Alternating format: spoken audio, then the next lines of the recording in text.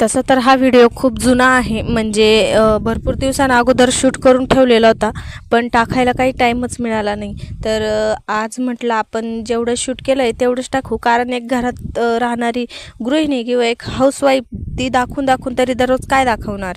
आणि जास्त काही कला पण नाही आहे माझ्यात, ज्या तुमच्या सगळ्यांसोबत मी शेअर करू शकते. त्यामुळे जेवढं काही जमतं घरातलं काही थोडंफार, तर तेच सगळं तुमच्या सगळ्यांसोबत मी शेअर करत असते.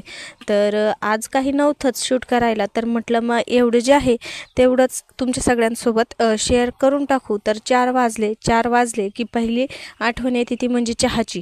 तर इथे मग चहा ठेवला, छानपैकी चहा घेतला आणि त्यानंतर मग म्हणजे काही जे बाकीचे कामं असतात ते मला सुचत असतात. तर सगळ्यात आधी चहा घेऊन मग बाकीच्या कामांना सुरुवात केली होती मी. जसं काही हेच दररोजचे झाड, स्वयंपाक वगैरे हे सगळं जे आपले डेलीचे कामं असतात ते. त्यानंतर पण आज या सगळ्यांमधून थोडासा टाईम काढून म्हटलं थोडंसं आपण आपल्या बागेकडे लक्ष देऊ. बागेकडं म्हणजे काही जास्त मोठा बाग नाही, पण थोडीशी झाडं लावण्याचा आवड आहे किंवा छंद आहे. त्यामुळे थोड्याशा घरच्या डब्यांमध्ये किंवा घरच्याच निघणाऱ्या भंगार जे आहे, तेलाचे डबे वगैरे, फुटके टब, ह्यामध्ये थोडेफार आपले छंद जे आहे ते जोपासत असते मी. तर तसंच आज एक झाड आवडलं, तर म्हटलं ते आपण त्याचं रोप घरी तयार करू. तर मग आज जो आपला तेलाचा डबा असतो त्याच्यामध्ये लावण्याचा विचार केला. तर चहा पिऊन घेऊ म्हटलं आणि मग त्यानंतर जाऊ बाहेर झाड लावण्यासाठी.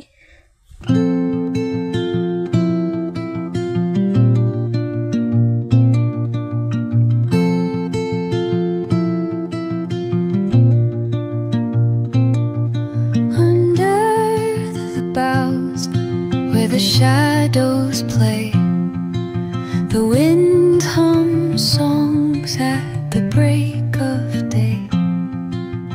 Whispering pines, secrets untold, carrying tales only the forest holds.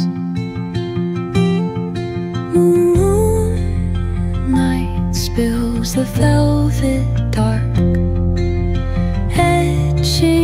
patterns leaving its mark. The roots stretch deep, the earth's gentle sigh, a lullaby sung to the open sky. Oh, whispering pines, sing me your tune, caught in the rhythm of the stars and the moon. आता ही फांदी व्यवस्थित फुटावी म्हणून तिच्या खालच्या बाजूने व्यवस्थित plain असं कापून घेतलं. त्यानंतर खूप छान अशी हिला फुलं आले होते चाफ्याचे.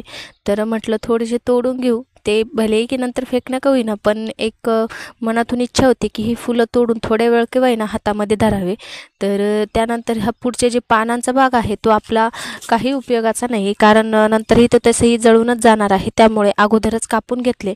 त्यानंतर इथे एका तेलाच्या डब्यामध्ये माती भरून घेतली होती आणि थोडंसं शेण आणलं होतं. तर असं म्हणतात की कोणतंही झाड लावताना वर जर शेंड्याला थोडंसं शेण लावलं तर अगदी उन्हाळ्यामध्ये ते लवकर सहज म्हणजे उगून जातं, जळण्याची शक्यता कमी होते त्याच्यामुळे मग मी पण थोडंसं त्याच्या शेंड्याला वर शेण लावून घेतलं आणि त्यानंतर मग ज्या डब्यामध्ये किंवा ज्या भांड्यामध्ये लावायचं होतं त्याच्यामध्ये ट्रान्सफर केलं आहे.